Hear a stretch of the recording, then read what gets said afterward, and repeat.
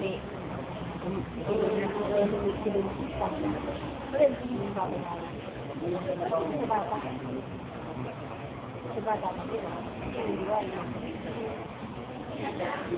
na ako, video.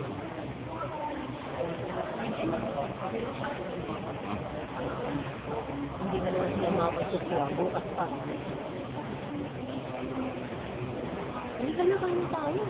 Hintayin na natin sa tita. Hindi, pasunurin mo lang sa kantin. Mag-order tayo. Kawawa naman.